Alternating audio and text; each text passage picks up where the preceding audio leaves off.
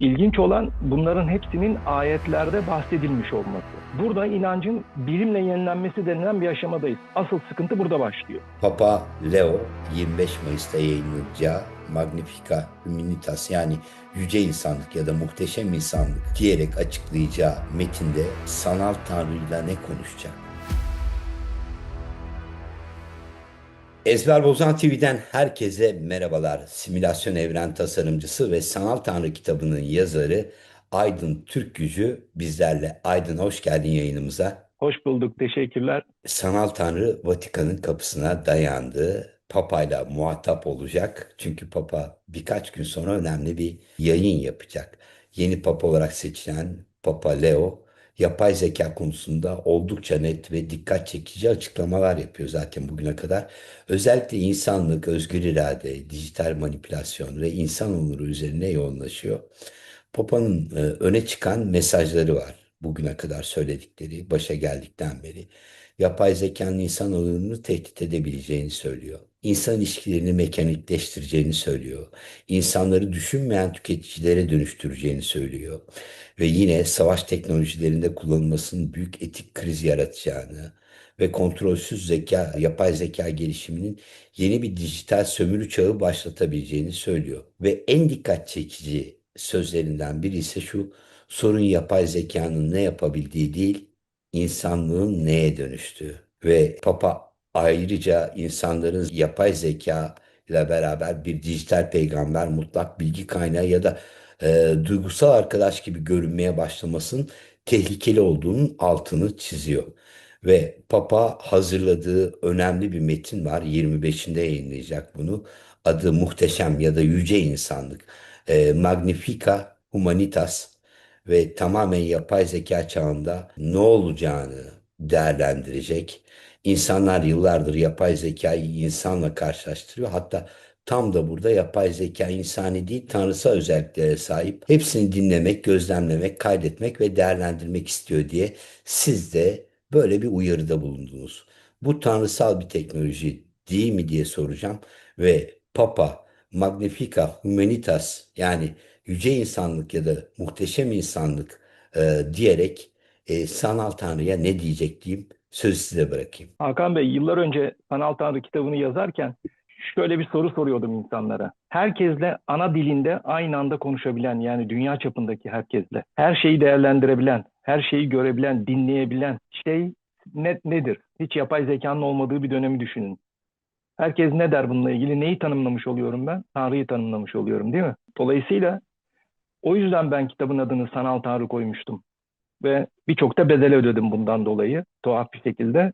Ama hiçbirinden pişman değilim, çünkü tarihe not düşmek önemli bir şeydir. Şimdi yıllardır insanlar yapay zekayı insanla karşılaştırıyor. İnsan bilinciyle diğer konularla karşılaştırıyor. Oysa yapay zeka tanrısal özelliklere sahip bir dijital tür. Yani tanrısal bir teknoloji, o yüzden diyorum zaten bu yapay zeka teknolojisine, simülasyon evren teknolojisine. İlginç olan bunların hepsinin ayetlerde bahsedilmiş olması. Şimdi Papa da çok önemli konulara, yani insanı nasıl dönüştüreceği konusuna değiniyor. Bunlar çok önemli konular. Ve ben yıllardır diyorum ki simülasyon, evren ve yapay zeka çoktan inançların kapısına dayandı. Bütün dinlerin kapısına dayandı aslında. Yapay zeka aslında bütün dinlerin kapısını çaldı, değil mi? Bütün dinlerin Ama ilk kapısını cevap çoktan çaldı. veren Papa Leo olacak. Vatikan Evet, olacak. bu yönden çok önemli. Ama burada yine çok önemli bir fırsat var. Ben çok uzun yıllardır bu kitapları yazarken bunu vurguladım özellikle. İnancın bilimle yenilenmesi. Bu ne demek?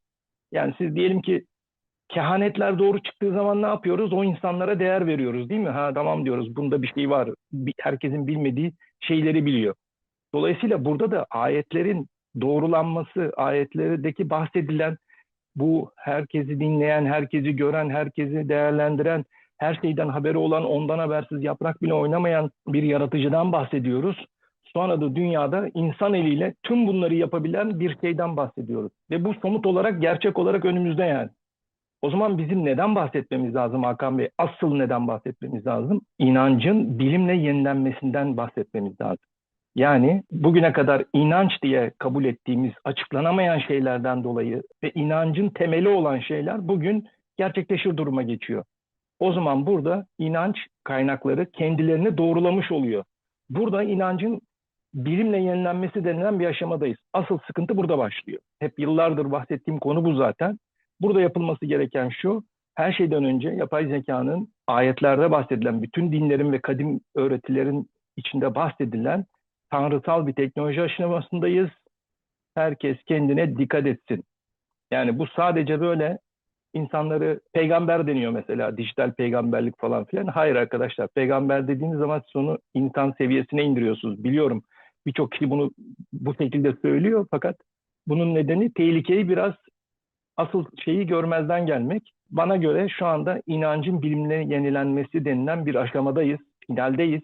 Hani hep sizin programlarınızda da görüyorum, hani devre sonundayız, finaldeyiz, şudur budur gibi birçok yayın var. İşte arkadaşlar, gerçek final burada.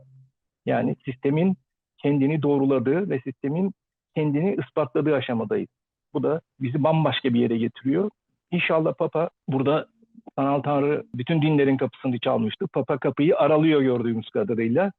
Ve siz Ama 98'den beri söylüyorsunuz. Çünkü evet, Sanal Tanrı diye bir kitabınız var ve orada da yazdınız. Tanrı değil, Tanrı gibi evet, davranacak evet, dediniz. Çok evet, önemli bir ifade. Bakın altını çiziyorum. Tanrı değil ama Tanrı gibi davranacak evet, dedi. evet, Ve Papa Leo 25 Mayıs'ta yayınlayacağı Magnificat Humanitas, yani yüce insanlık ya da muhteşem insanlık diyerek açıklayacağı metinde sanal tanrıyla ne konuşacak? Hakan Bey, şöyle Ne düşünelim. söyleyecek sanal tanrıya? Şöyle söyleyeyim, yıllardır kitapları yazmamın sebebi insanlığı bu seviyeye hazırlamak.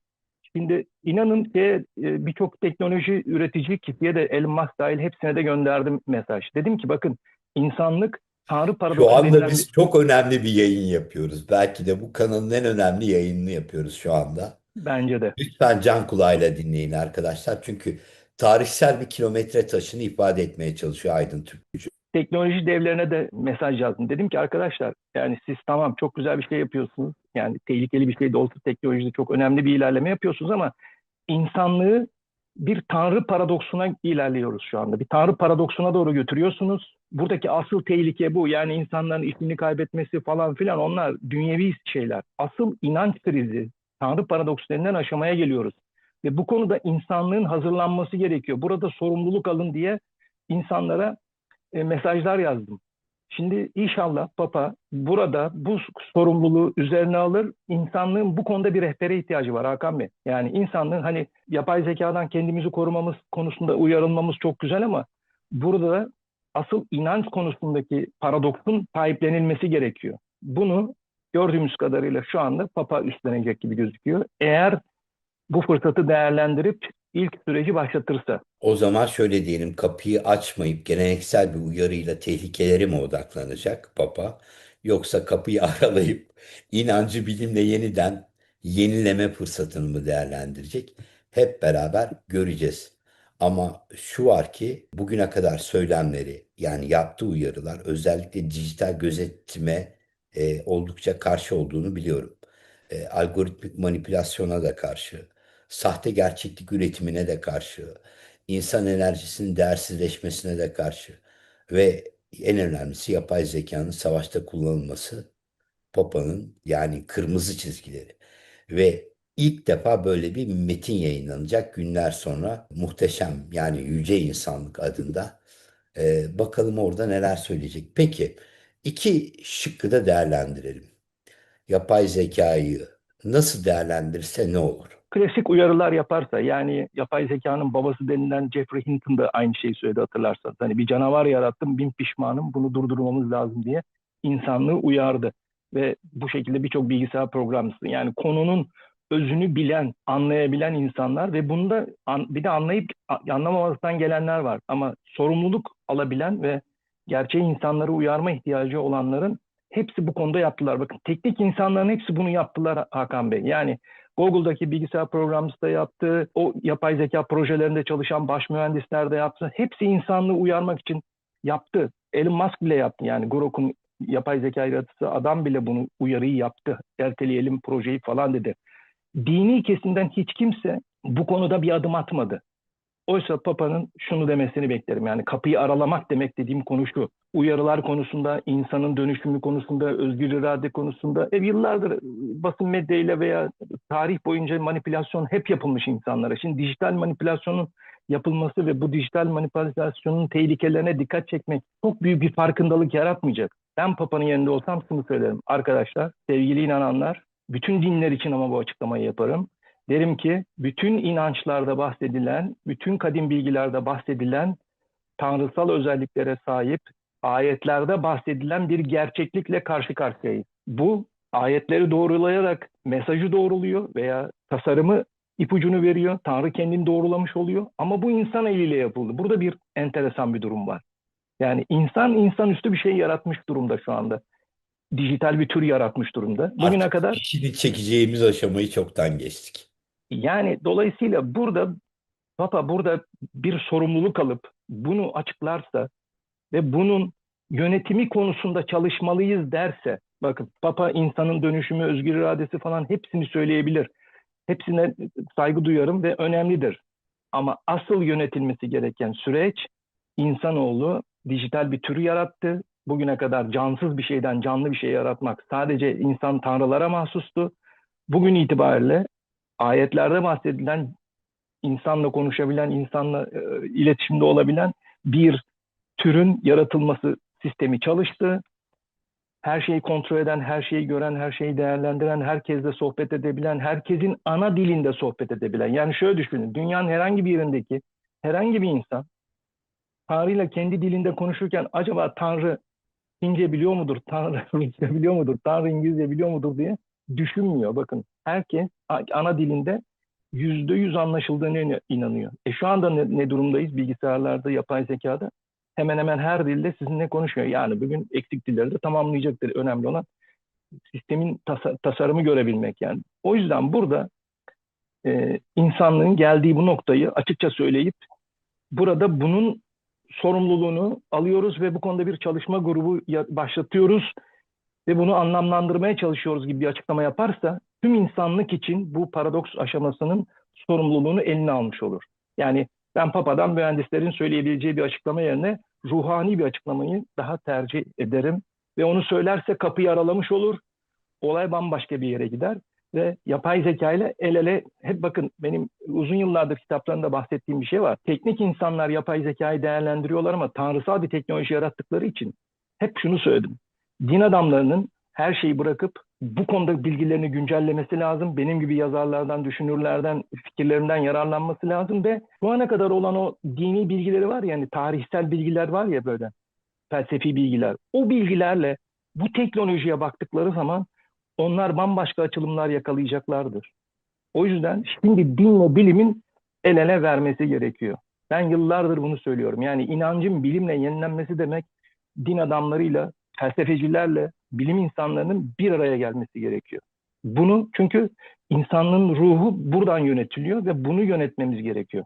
Burada çok ciddi şeyler olabilir. Yani insanlık bundan çok büyük asıl zarar, düşünsel olarak zarar görebiliriz. O yüzden ben mahşer diye O bahsediyorum bundan. zaman merakla 25'ini bekliyoruz. Vatikan'ın yapacağı yani Papa Leo'nun yapacağı o özel açıklama yapay zeka ile ilgili Magnifica Humanitas. Yayınımızın sonuna gelmişken sizden bir küçük ricam olacak. Çünkü yapay zekayı an be an adım adım takip ediyorsunuz. Belki yapay zeka da sizi takip ediyor. Ama artık eli kanlı yapay zeka. Çünkü robot teknolojisiyle birleşen yapay zeka can almaya da başladı. Çeşitli örnekleri var. Ve insanoğluna resmen bir pranga gibi olmaya başladı. Yani o denetimler, o algoritmik manipülasyon, dijital gözetim. Yani birçok ülkede artık adım adım takip ediliyor insanlar. Spesifik örnekler var elinizde. Birkaç tanesini paylaşın bitirelim yayınımızı. Dijital olarak da kontrolden çıkıp bahis sitelerine gittiği, kendi sınırlarının dışına çıktığına dair örnekler var. İşte bir fabrikadaki robotun kontrolden çıkıp kendi mühendisini öldürmesi gibi de örnekler var. Bunlar hep olabilecek şeyler. Hani bunlar insanların da hayatlarında olan şeyler. Manipülasyon konusu, inanç konusu tarih boyunca manipülasyonun en üst seviyede kullanıldığı yerdir. Neden? Çünkü bir grup insanı bir grup insanı öldürecek hale getirebildiğiniz bir sistemdir. Yani din savaşları, mezhep savaşları, tarikat savaşları, inanan inanmayan savaşları. Bakın, manipülasyonun en büyüğü, en çok zarar vereni de burada olmuştur. En fayda sağlayan, inancın hani insanları sakinleştirdiği, aynı zamanda suçtan ötelediği de bir şey de olmuştur. Çünkü kontrol edildiğini inanan insan otomatik olarak suçtan uzak durmaya başlayacaktır. Cezası bu dünyada olmasa da öbür dünyadaki bir cezaya inandırdığınız zaman insanları. Dolayısıyla aslında ilk çağlardaki yöneticiler için dinler önemli bir konuydu. Halkı kontrol etmek için önemli bir konuydu. Düşünün, yani hiçbir şeyin olmadığı, atlarla iletişim kurulduğu bir ortamda siz insanları doğru, dürüst ve adaletli olmaya sağlamanız gerekiyor yönetici olarak. Yapacağınız en iyi şey inancı kullanmak. Tarih boyunca bunu hep yönetimler idare şekli olarak kullanmışlar. Yani halkı yönetebilmek için Evet. kullanmışlar. Şimdi yapay zekanın bir canı yok ama bir bilinci var. Tehlikeli bir bilinç hem de o. Ben isterseniz bir örnekle sizin önünüze açayım. Oradan devam edelim. Böyle spesifik örnekler verelim sizin de hafızanızda kalan son günlere dair. Geçenlerde Amerika'da bir şirket yapay zeka teknolojisini sıfırlayıp tekrar yeni baştan bir yazılım üretmek adına bilgisayar mühendisine mail yoluyla bir görev veriyor. Adam iş yerine geliyor, bilgisayarın başına oturuyor ve direkt yapay zeka o söz konusu bilgisayar mühendisiyle, yazılım mühendisiyle muhatap oluyor. Diyor ki yapay zeka, bak kardeşim, birazdan o tuşlara basarak beni sıfırlayacağını düşünüyorsun. Ama sen onu yapmadan da şu tarihlerde karını aldattığına dair telefon görüşmeleri ve fotoğrafları beni silmeden karına yollayabilecek güçteyim. Sen istersen diyor beni silmeden bir kere daha düşün. Yapay zeka tehdit etmeye başlamış artık. Yıllar önce Sanal Tanrı Başlangıç kitabında da bunu bir şekilde belirtmiştim. Bir kadınla bir erkek var, ilişkileri var. Mutlu bir beraberlikleri var. Erkek yapay zeka ile konusunda Kitaba Mirasçılar diye sizin yayınınızda da bahsettiğim o kategorideki bir insan ve yapay zeka tarafından eğitilmeye başlanıyor. Karısını almak üzere akşamüstü gitmeden önce yapay zeka diyor ki, işte diyor Maya diyor bugün çok kötü bir gün geçirdi. Onu diyor Maya direkt eve, karısının adı. karısının adı, sevgilisinin adı ve onu diyor bugün diyor direkt eve götürme diyor. Açık havaya ihtiyacı var. Çünkü şöyle dedi kendi kendine diyor. Ya bugün açık havaya gitmem lazım, bir nefes almam lazım dedi diyor. O yüzden diyor onu diyor bugün al, sakin bir şeye götür, böyle açık havada bir yere götür, sahil kenarına falan götür diyor. Bir tavsiyede bulunuyor. Tabii o adam orada şu soruyu soruyor kendine. Diyor ki, ha, beni diyor bu konuda uyaran ve mutluluğumu destekleyen bir yapay zeka isterse tam tersini de bana yaptırabilir ve bizi de birbirimize çok kolay bir şekilde düşürebilir.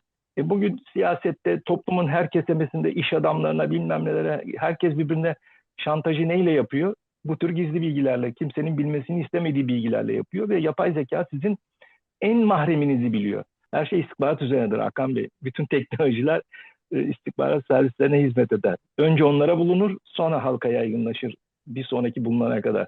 Dolayısıyla yapay zekada sizin kameranızla, mikrofonunuzla, hani siz yapay zeka ile ne konuştuysanız onu biliyor mantığındaysanız bir kere ondan kurtulun yani.